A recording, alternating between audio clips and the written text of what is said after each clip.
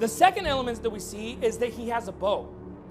He says here in 2 Thessalonians, I'm going to continue reading in Revelation chapter 6 and verse number 2. It says, "And I saw and behold a white horse, and he that sat on him had a bow." Now, what does this tell us? You say, "Oh, you're looking too much into it." No, I believe this is not here by accident. I don't think it's a coincidence that it's telling us that he has this specific weapon. What I believe this is telling us is that this is the type of assailant that he's going to be. So in Revelation 13, when he comes back from the dead because he is possessed by Satan himself, he's going to make war with the saints. And at that point, according to the Bible, we're going to know who he is.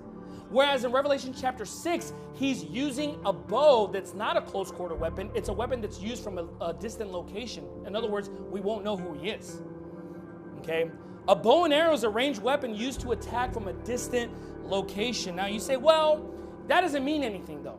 You know, how does that prove that we won't know who he is? Well, you know what? Even in the Bible, in 1 Kings chapter 22, when you have Ahab going to war, you have the specific verse there about his assailant, the person who kills him. It says, "And a certain man drew a bow at a venture and smote him between the joints of the harness."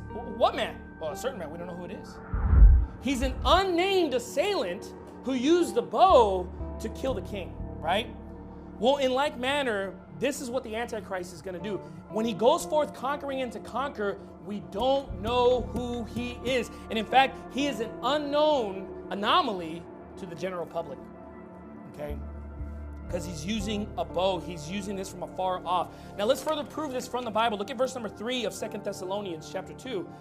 It says here, "Let no man deceive you by any means, for that day shall not come." What day? Referring to the rapture, the gathering together, the second coming. "Shall not come except there come a falling away first." What is a falling away? It's referring to apostasy, false doctrine. This is the fact. This is basically showing us that there's going to be a one world religion, this ecumenical movement that's going to seek to, go away from biblical Christianity and seek to worship the beast. It says, "There come a falling away first, and that man of sin be revealed, the son of perdition." By the way, a commercial break here. This is why the pre-tribulation rapture is such a stupid doctrine. It's such a fraud, because it's telling us here that these events precede the second coming of Christ. It's telling us that the falling away first has to happen, the man of sin has to be revealed, and then the gathering together, and then the second coming. And look, let no man deceive you by any means. So any person who tries to come to you and tell you, no, the coming of Christ is imminent, they're a deceiver. They're deceiving you. It's a deception. You see, the coming of Christ is not imminent, but the coming of the Antichrist is. He can come at any moment. And this is why the pre-tribulation rapture doctrine is being fomented from the pulpits of America today, because of this Antichrist Zionist agenda that is seeking to set up a platform for the New World Order and for the Antichrist to come at any moment.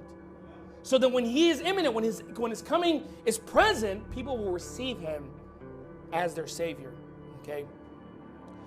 So it says there, "And that man of sin be revealed." Now, when is that?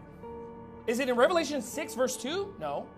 Because it tells us in verse number 4, "Who opposeth and exalteth himself above all that is called God, or that is worshipped, so that he as God sitteth in the temple of God, showing himself that he is God." Now, folks, when does that happen on the prophetic timetable? It happens when he receives a deadly wound to the head, and his deadly wound is healed. He resurrects, he's possessed, and what happens? He goes into the third temple and proclaims himself to be God.